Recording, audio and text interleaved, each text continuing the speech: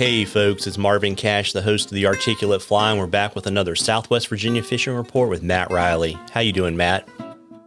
I'm doing great, Marvin. How are you? As always, just trying to stay out of trouble, and you may have needed to build an ark in Southwest Virginia the last few days, right? Yeah, things went kind of haywire mid last week with the rain we got. Probably close to 3 inches, I would guess, in some places. Just about everything blew out Wednesday into Thursday. And, we've been kind of sitting on the sidelines until very recently, working on flies. And good news is it's really, really comfortable outside. So it's, we were on the river today, and probably the first or second day of the year that I've thought about taking a nap on the side of the river at lunchtime. Yeah, well, there you go. And it's interesting, right? Because, we all know water temperatures lag a little bit, and that's what people should pay attention to, but got a pretty prolonged warming trend, and it's kind of into that real transition of late winter into early spring, right? Yep, and it seems to be happening pretty quick. And what I think a big part of it too was the rain. Certainly the rain we had Tuesday and Wednesday, they're pretty warm rains. And we usually have, the first, couple of warm rains of spring usually happen in late February sometime. And those rains can, especially if they fill the rivers up, they can raise the water temperature several degrees. In fact, one of our local rivers here has a water temperature gauge on it, and I watched it rise about 5 degrees overnight with some rain last week, just because of the temperature of the water that was going into the river. So we've got that going on, and then on top of that, we've got 62 in Abingdon today in the afternoon, and we're going to be 64, 65 tomorrow, and getting up to the low to mid 70s by Saturday and Sunday. So things are sliding pretty quick. Yeah, so that kind of means muskie season's going to start to wind down here pretty soon, and we're going to start to look maybe more for pre-spawn smallmouth, right? Sure. Yeah. It's always hard to box seasons into, months. Things happen, independently of when our calendars flip pages, so most people say, the muskies spawn in April. Well, it's usually a little bit closer to the middle of March, or maybe the first day of spring. Sometimes it happens even earlier than that. It just kind of depends on the year. So, good news is usually when we have these real quick warm ups, especially, the new was running, early last week was still 38, 39 degree water temperatures, and we're probably in the mid to upper 40s now. So when things warm up real quick, and there's potential for it to hit 50 in the next week, the smallmouth fishing can be really, really good for those first couple days when water temperature's up towards 50. Even if it's, first couple of days of March and you still think it's winter, those first couple of days of high water temperatures can be some of the best of the whole spring, and certainly in terms of bigger fish. So that's definitely something to look forward to. Hopefully we'll still have another, several days on the muskie campaign, but, we'll see what happens. Yeah, and kind of related question, Matt wanted to know kind of where to target smallmouth in March and April. So I guess a great opportunity to talk about targeting pre-spawn smallmouth. Yeah, so pre-spawn smallmouth is all, it's a transition period, and it's all a gradient. It's all tied to water temperature. So spring, I've probably said it before, but spring is the season, maybe only second to winter, when you really need to know your river and the structure of the river and how the fish, move throughout it over the course of the different seasons. March, at some time in March, generally the smallmouth are going to leave their wintering holes and they're going to start transitioning towards their spawning areas.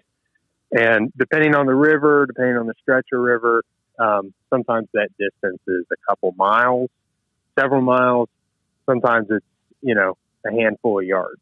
So what it comes down to is knowing where the winter holes are and where the spawning areas are, adjacent to or closest to those wintering holes, and then, sort of targeting fish on a gradient in between those two areas. So, once water temperatures are getting up into the upper 40s, these fish are going to start, kind of staging on the, the upper and lower extents of their wintering holes. Generally upper, I tend to think.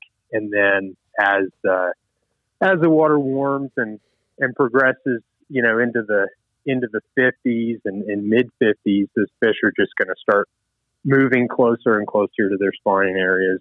And certainly by the time we get into the upper 50s,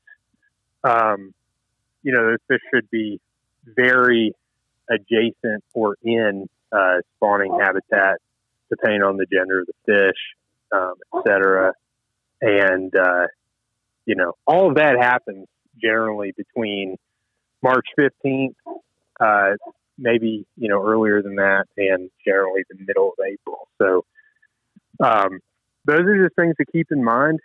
And, sort of generally, again, if you don't know your river, you can sort of make some educated guesses based on, the structure. A wintering hole is generally deep, slow water that's structure filled and has some sort of current blocking mechanism in it, whether it be ledge systems within the pool, wing dams, points in the river, etc. And then spawning areas are generally shallower, gravelly type flats, or not necessarily backwaters, but areas of water that's protected from current, that's somewhat adjacent to current, and where a fish can set up and sweep a nest and spawn in an ideal world without having current come in and sweep their eggs away. So that's generally what you're looking for. There's a lot going on in the whole early spring time frame, but that's the lowdown. Well, there you go. And, folks, we love questions on the articulate fly. You can email them to us. You can DM us on Facebook or Instagram, or drop a question in a comment on one of our social media posts. And if we use your question, I will send you some articulate fly swag, and we're in a drawing for some cool stuff from Matt at the end of the season. And like we always do, Matt, want to know what you're writing this week for the Rural Virginian. Yeah. So this week, this is always kind of a reflective week for me, because let's see, it was, I guess in a way I got lucky, because my column comes out next week on the 9th of March, and the 8th of March of 2020 was the day that I kind of abandoned my guiding responsibilities and drove to Charlottesville to see one of my mentors, Chuck Kraft, for the last time. So just sort of a little homage to Chuck, and a little bit of reflection before our smallmouth season kicks off. And of course, I've been tying a lot of his flies too the last couple of months. So just a little bit of that. And yeah, I've seen your fly patterns, I think, on social, and Chuck touched so many people, not just in Virginia, but basically smallmouth anglers everywhere. Oh, you're not kidding, man. Well, it's kind of crazy to believe, and I mean, guys who even guys as young as I am can remember a time not that long ago, and smallmouth and muskie and all this stuff was not as popular as it is today.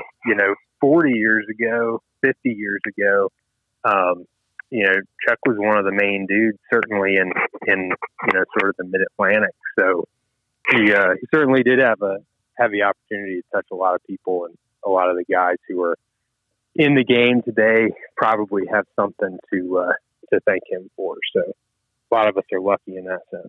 Yeah, absolutely. And I know the last time we spoke, you didn't have a lot of pre-spawn smallie days left on your guide calendar, but you want to let folks kind of know what you have available and maybe, what your summer bookings look like?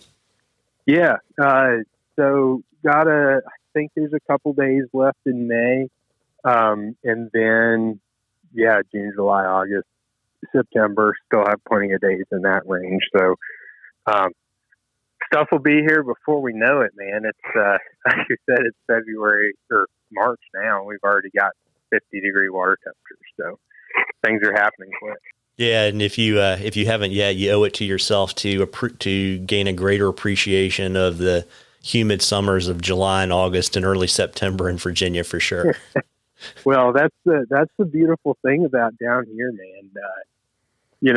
That time of year back home, all my buddies who are guiding on the Middle James or the Shenandoah, some of those guys are rescheduling days because of heat indexes, or they're fishing 5 a.m. to 11 and, 3 to 7 or 8 or something like that, just to avoid the sun. And we generally, we get hot, but it's definitely a lot cooler. We don't see 100 degrees. We rarely see 95. So it's we're a little bit blessed in that sense too.